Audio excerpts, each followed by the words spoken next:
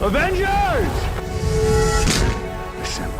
Hello, everyone, and welcome back to Excelsior, the world's #1 Marvel's Avengers podcast. I'm your director, Christian Buckley. Joining me, as always, is my co-host, the Apex legend, Jack Martin. Excelsior, Christian. Another down week for Marvel's Avengers. We are used to it. We're getting back into the swing of it with this sort of thing, so I guess we're back into the dull days. Yeah, shades of... That was a lie. I was going to say shades of October 2020, but that's not even remotely close to where we are right now, because the game is at least functional now, It's not like back then when it was broken and empty. So Exactly, yeah. There's at least some positivity right now. Yeah. But as you said, as the past few episodes have been, pretty light on the Marvel's Avengers front. So this is probably going to be a shorter one today. As a reminder at the top of the episode, next week we'll be discussing Daredevil Season 2. So look forward to that discussion if you're still catching up or just finished Daredevil Season 1. Our episode of Excelsior from, I think, 2 weeks ago now. You can check out. That is our big debrief on Season 1 of Daredevil. So, yeah, just a nice little reminder because this is a casual, laid-back, chill, slow episode. So Yeah, spoiler alert, we liked Season 1. Yeah. Big hot take. Yeah. Not really. I mean, I'm curious to get further into Season 2. I'm probably going to dive into it this weekend because we're about to get hit with a big, fat snowstorm. So, cozy up with some Daredevil, some soup. It's going to be a good weekend. Yeah, that sounds good. I've been watching Season 2, not as cozy as some other things. I think Season 1 is cozy in its own weird way. Season 2 is just... I'm interested to talk about Season 2 because I'm like halfway through it right now, and I've got some thoughts. But yeah, should be a good conversation next week. Nice. Yeah, I'm very curious to get further into it because I never got super far to begin with, I don't think. So, yeah, very, very curious to have that discussion next week. So that's your reminder, everybody. But in the here and now, Marvel's Avengers, let's get into Fury's report. There, again, there's not much going on. I'm sorry. But the main thing to lead with, the big piece of news this week, is the marketplace, as usual. I found this funny, Jack, because Twitter account @PlayAvenger, an account that both of us follow and find useful, they tweeted out 2 separate marketplace tweets this week. There's an Xbox marketplace and a PlayStation marketplace. Did you notice that? I did because you just expect the same marketplace every time. But with something like this, where Spider-Man is PlayStation exclusive, which I forget all the time, just because I play on PlayStation. But yeah, there's completely different marketplaces because if you're an Xbox player, you can't buy the featured suit this week. The featured suit being a Spider-Man costume for our favorite exclusive hero, our only exclusive hero on the PlayStation side. We get Spider-Man suit from Far From Home, which I saw some people making a stink over of like, oh, why isn't it the No Way Home suit? Which I agree, I like the gold iron spider mesh thing more. But I feel like with the exception of the initial wave of MCU suits, they're all over the place always with the suits they bring to the game. So, Yeah, first of all, it's a great looking suit. No doubt about that. But you're right. They are kind of all over the place. I did, when I see this, think it was a little strange for them to lead off with this. Like, why not just leverage what you had going with No Way Home? And you had mentioned off air, like, why not just use the brand new suit that we still really haven't gotten a great look at? And wouldn't this be an amazing way to actually, like, see that suit in all of its glory and play around as Spider-Man in that suit? But still, what we got here is a really great suit. Obviously, there's been some comparisons that we expected to suit editions in this game versus like something like Spider-Man on PlayStation. We expected that.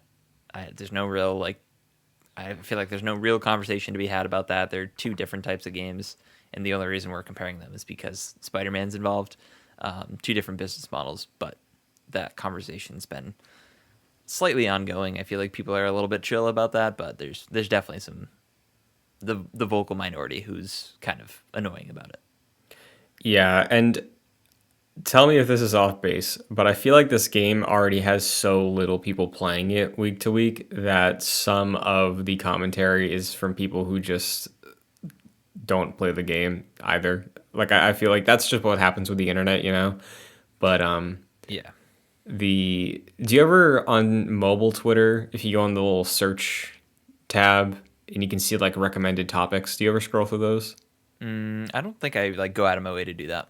Okay, I do it sometimes when I'm bored, and I just always become infuriated. I don't know why I do it because like it's recommended topics, PlayStation, and then it's like the hardest of hardcore Sony fanboys tweets that pop up there.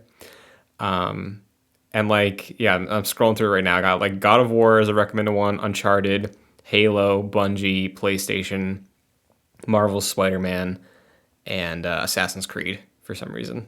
And Yeah, probably a lot of conversations about reused animations yep. in that. A lot of, Yeah, a lot of. That's the discourse tab on my phone. That's how I get to that's that. sounds awful. Yeah, it's a Sounds cesspool. awful. But that's the new skin for the Avengers game this week. Like you said, looks great. Am I gonna buy it? No. Are you gonna buy it? No, Yeah. like not to circle back to that conversation.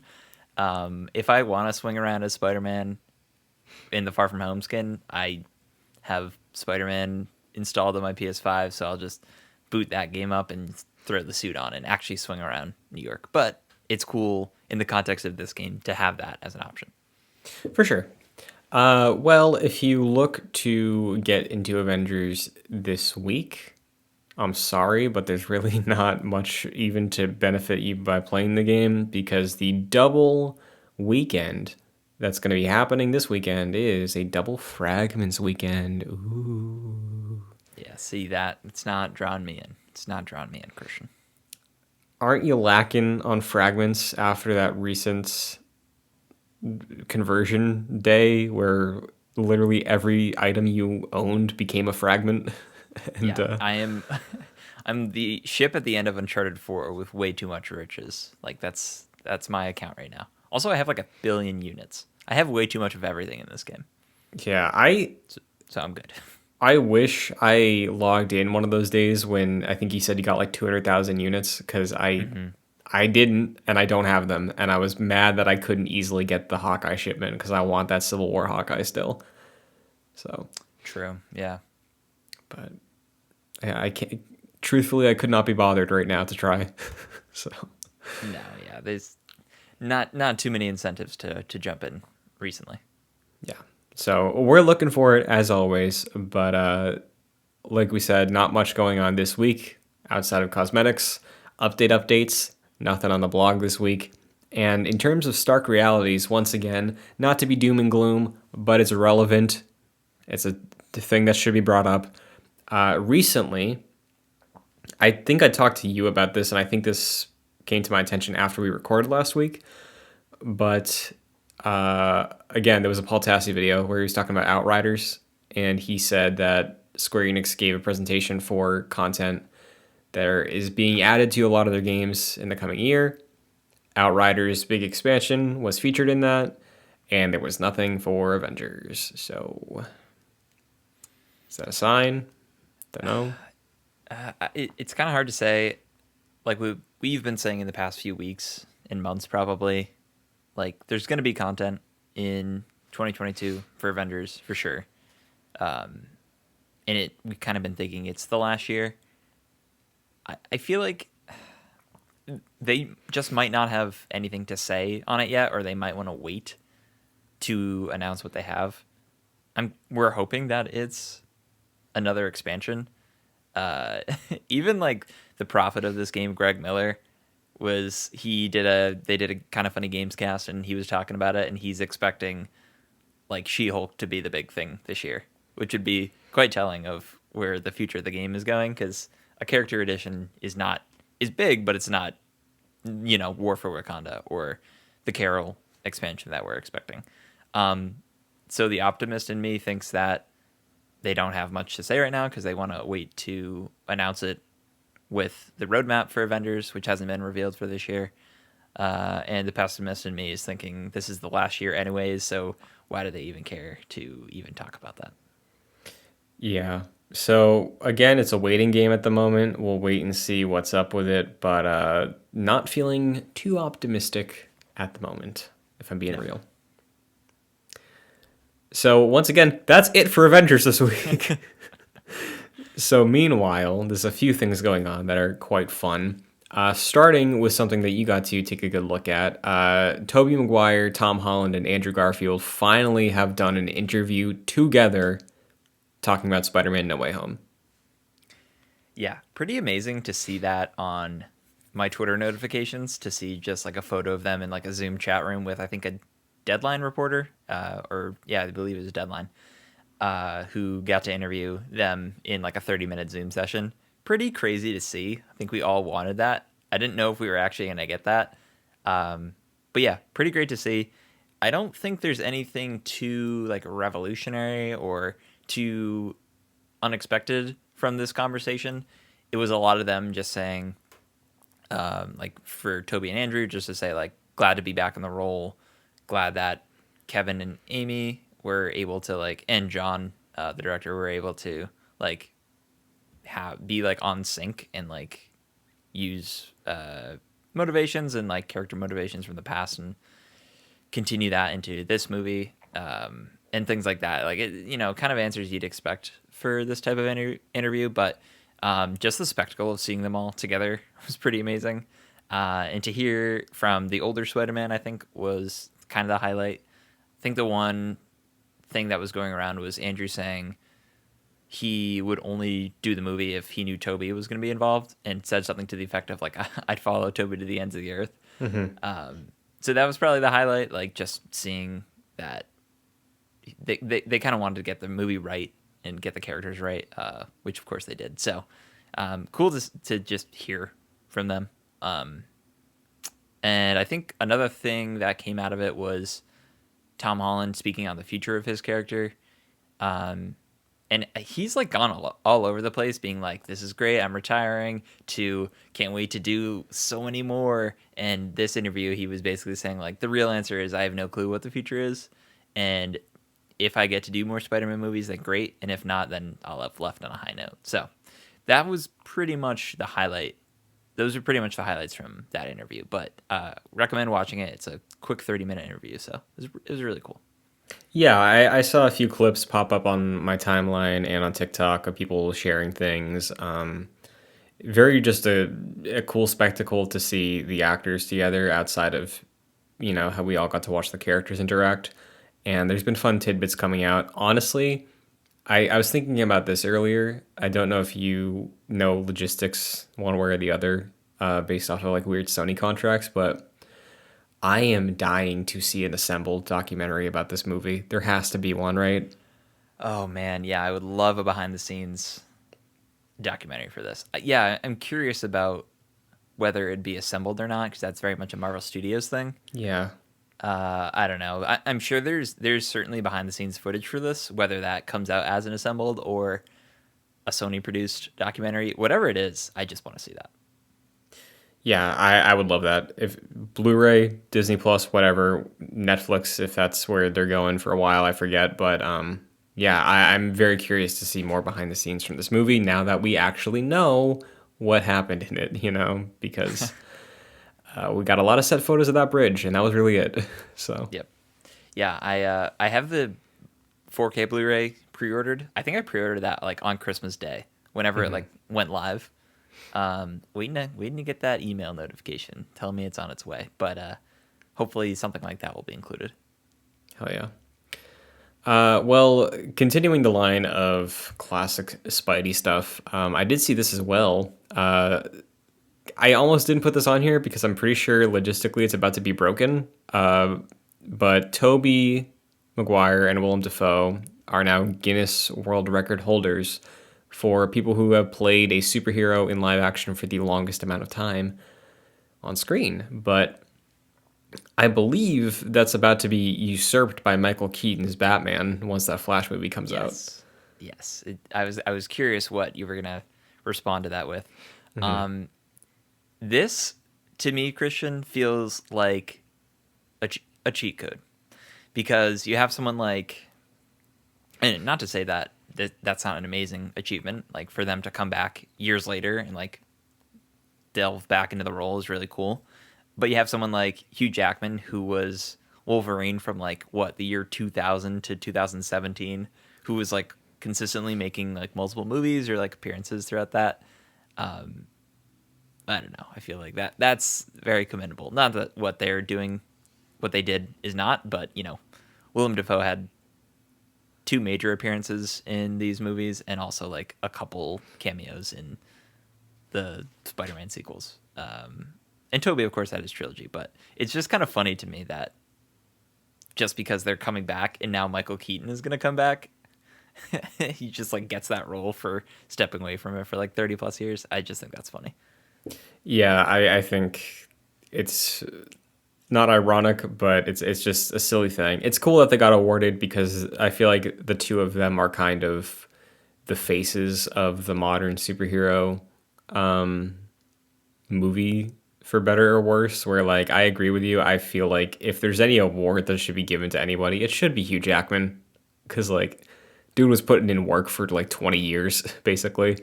Yeah. But it's a fun thing, you know. Yeah, you're And right. speaking of fun things, Fortnite's real fun. We've talked about Fortnite a lot recently on the show. Yep. Green Goblin, now in the shop. Yeah, I saw that on my PlayStation homepage. On PS5, they like do the what's new thing. I think they used to do that on PS4.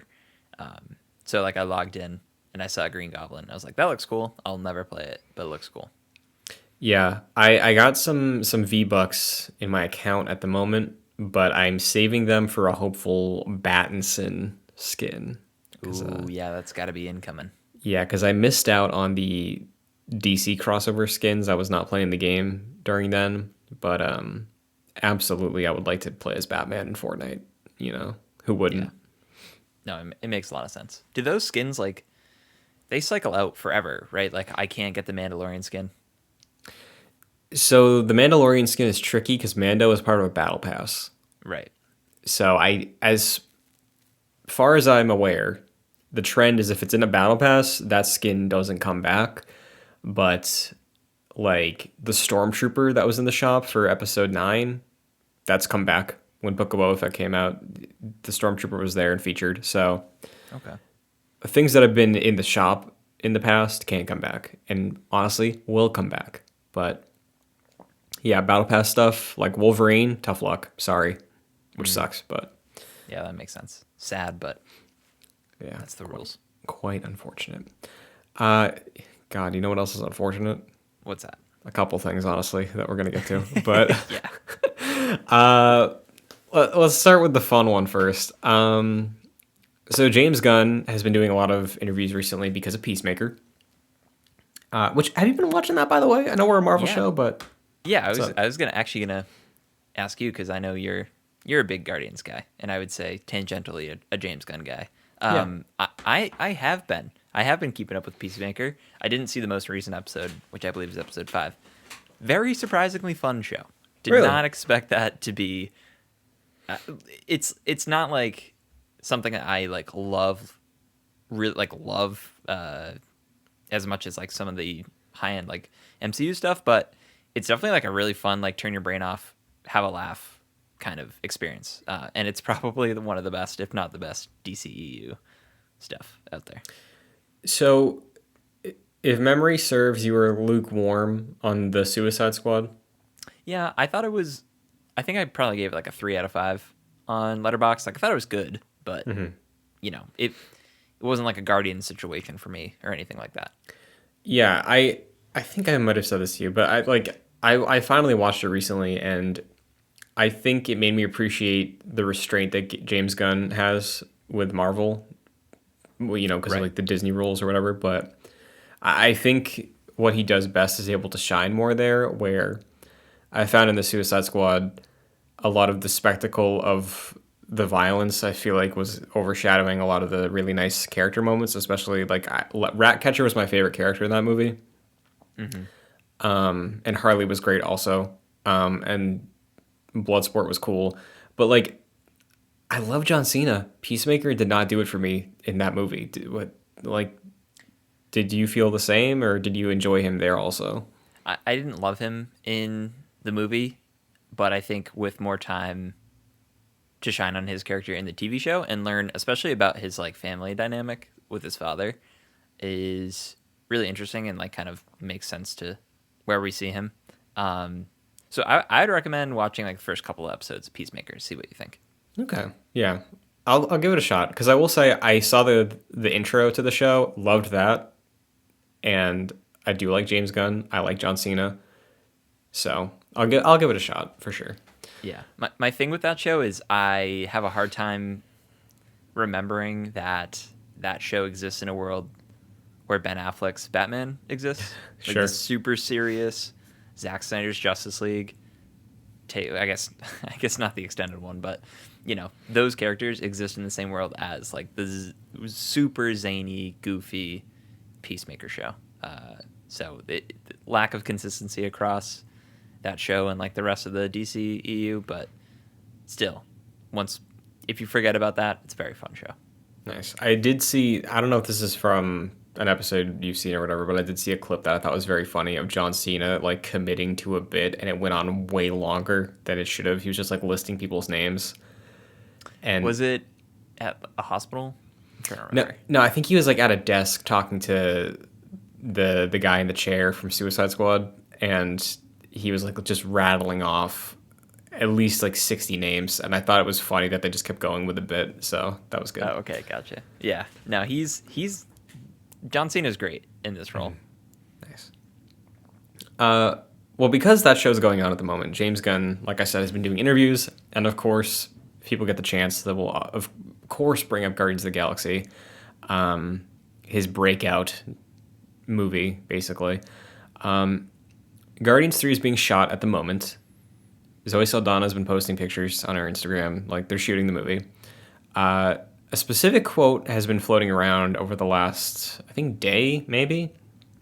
But James Gunn was interviewed and said that in regards to Guardians Volume 3, that this is the last time people will see this team of Guardians, and this is the end for them, including, I think, himself and the cast in that statement.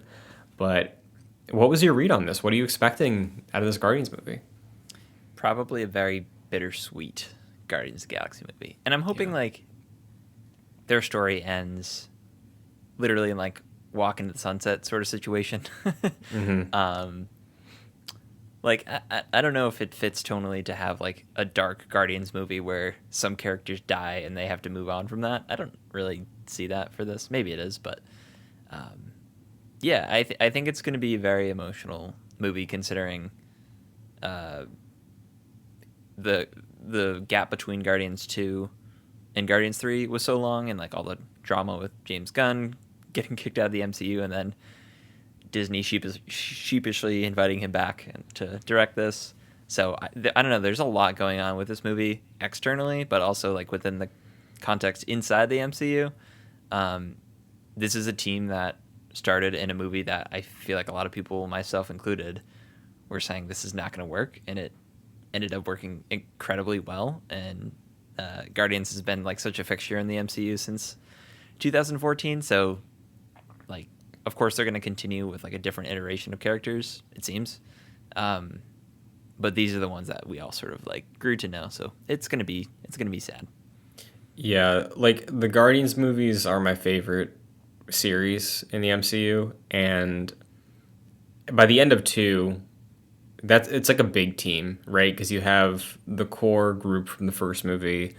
Now Mantis is there, and then you have some of the Ravagers, including Kraglin, and now there's some stuff with Nebula and Thor's floating around a little bit. I don't know if he's in Volume 3, but they're in Thor 4, so like I don't know how much crossover there is there. There's also Will Poulter as Adam Warlock, who I believe will probably end up turning face by the end of the movie. So like, there's a lot of avenues this movie could go, but I am hoping and expecting, kind of like you are, that it ends off in a like bittersweet way of it's sad that this team is no longer the team we knew it to be, but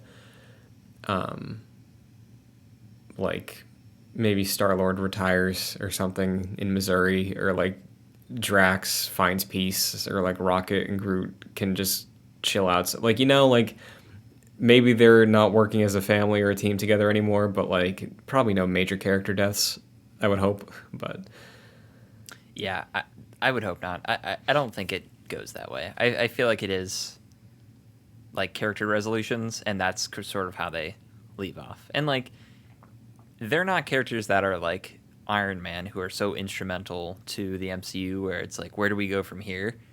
They can hang up their capes and things can move on fairly well. So, yeah. expecting something like that. Do you think that the brand for how big it is continues beyond James Gunn and the core team? Like, do we think a Guardians soft reboot happens? Not like with the same characters, of course, but like whatever the team is by the end of the movie, whoever inherits the team name, do you think that's something that moves forward? Like how the Avengers is going to be a completely different group now, or what's up? Yeah, I feel like there's room for like a cosmic team. Mm-hmm. Whether that is, like, whether they call themselves the Guardians or not, I feel like this movie at least sets up that idea of a cosmic like Avengers, similar to the Guardians. Whether that is just a new group of Guardians of the Galaxy or a group inspired by the Guardians to take over. So I can see something like that happening. Yeah, definitely. So we'll see what happens. We'll see if anybody sticks around. But yeah, I'm glad the movie's at least happening. It's been so long that it feels right that this is James Gunn's last one, because of that gap you were talking about. It's major, so Right. we're in for a ride. Okay. This one's not great news. So in the wake of some US politics stuff, another Marvel actor has come out being like, I'm pro-choice about vaccinations. It's like frustrating to see. I don't know how you fumble a bag like this, but Evangeline Lilly, the Wasp, has now made her stance very clear on Instagram, saying that it is, I think she said, like, this isn't the way of moving forward. It's just like, it's frustrating because it's, one, spreading misinformation, and two, do people just not understand what the mandate would, like? It's just saying like, hey, if you're not going to do it, get tested every week. It's like, that's not a problem. That shouldn't be a problem. But I mean, we dealt with this with Letitia Wright, and we've seen how that's prevented Black Panther 2 from progressing and being pushed. It sounds like Quantumania has wrapped shooting, I think. So Wasp is probably not getting cut out of that movie, I would imagine. But I wouldn't be surprised if we don't see Wasp from Evangeline Lilly much in the MCU post Quantumania. Yeah, it's certainly possible. I'm more interested to see what happens with Letitia Wright's character, because it sounds like she was kind of taking over that franchise. Yeah. But yeah, it's just another example of people who have like these golden opportunities, just like trying their best to squander them at every possible chance. It's like, why don't you just keep your mouth shut and make all the money that you're making and just go on with your lives? Like we saw it with Gina Carano, who I think was like a very popular like UFC fighter, and then moved over into acting with The Mandalorian, and then just totally squandered that opportunity. Had her own TV show planned, and then decided she couldn't keep her mouth shut about being really terrible to transgender people, and then look what happened. She got fired. So like, I just don't understand why people don't learn from that. Very public example of just being like, you know what, I'm just gonna keep my thoughts to myself and make all this money and have this opportunity. It's very silly. I remember Evangeline Lilly at the start of the pandemic was saying things like that, and Yeah. then sort of quieted down, and now is back saying this stuff. So who really knows? Like, I don't know if she's very staunch and continues saying things like that, then I can imagine her character taking like less um, of a like spotlight in the future. But yeah, we'll see. I forget who tweeted this, but I saw something that I thought was very funny of like just in regards to the situation and Letitia Wright of somebody saying like it's incredibly bold of them to be trying to lose this job so hard when the MCU is in the middle of a multiverse saga where they could be replaced in canon so fast and so easily. Like Right.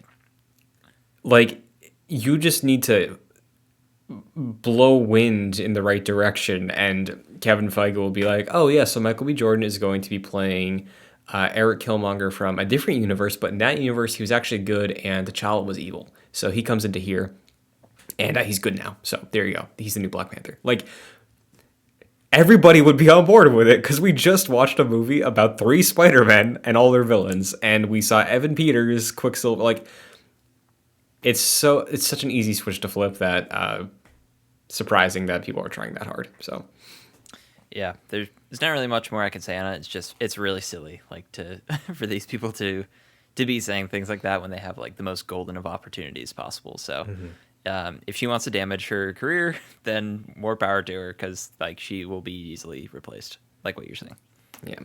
Well, to end on a high note and to bring up our unproblematic king of Marvel content, we get some wonderful Daredevil news.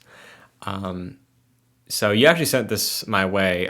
Nielsen, who is the like cable and now streaming tracker for streaming and views per household across the United States, they have put out reports recently, and since No Way Home, Daredevil has now hit the number 8 top streamed show in the United States.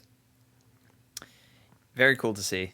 This is obviously a reaction to both Hawkeye featuring Kingpin and No Way Home featuring Daredevil. So it's really cool that people are like, you know what, I remember those characters. Let's dive back in. Or people like some of my friends who are like, who was that guy in Spider-Man? And then figuring out for the first time, then going back and seeing that show for the first time.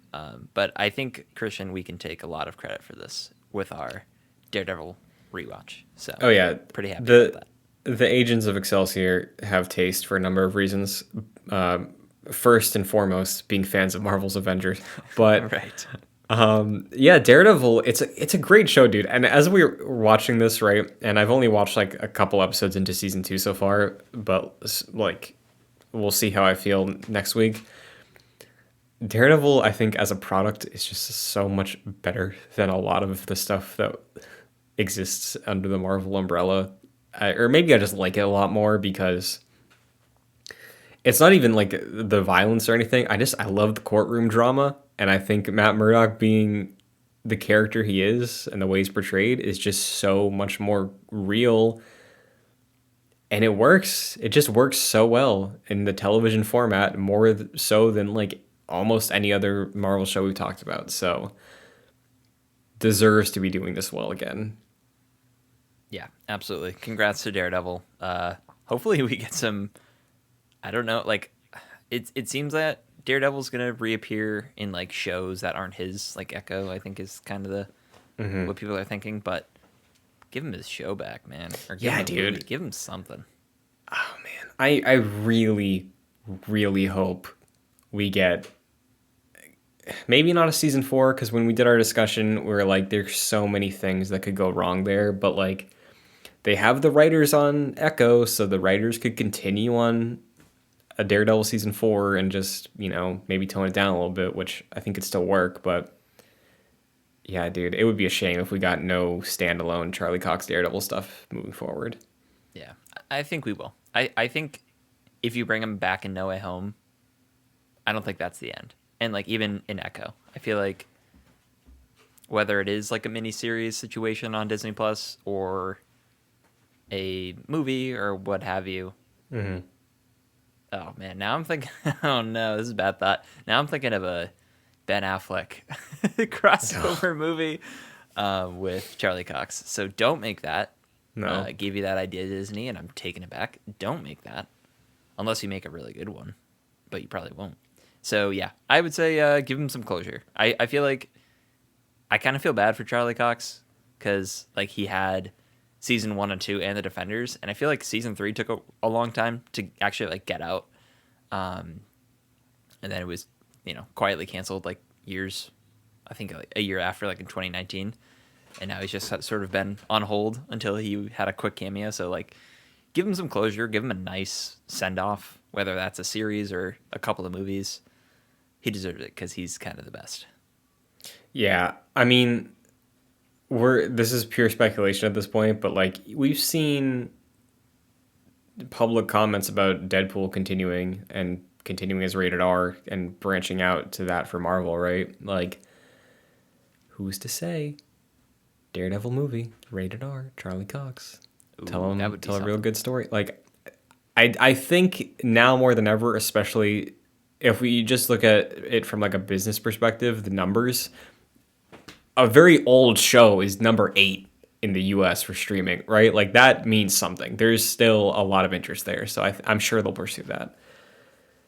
So, Yeah, hopefully we get in something in the next couple of years. Would be very cool. yeah, that'd be fantastic. Just PG. Well, that's really it for Excelsior this week, Jack. There's not much else going on in the world of Marvel. We're done with January. No new roadmap. We'll see what February brings. But until then, any closing words? Where can the agents of Excelsior find you?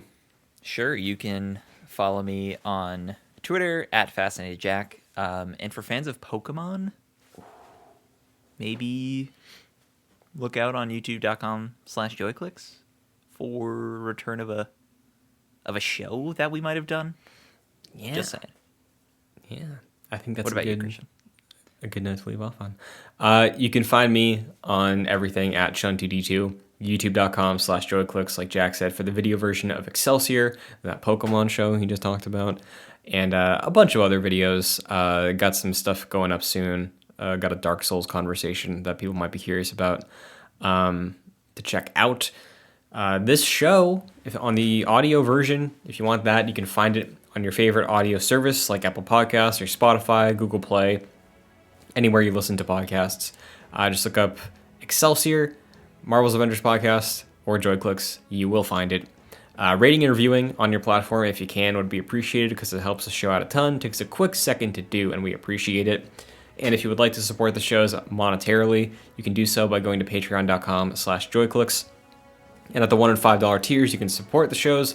$5, you will get producer credit on every show we do produce, like Aaron Easton and Jose Garcia. So thank you very much. But that is it for another week of Excelsior. We'll be back next week with Daredevil Season 2. Remember to watch it, catch up, watch Season 1, watch the discussion, follow along with us. And yeah, it's going to be a good time. So until then, Excelsior. Excelsior.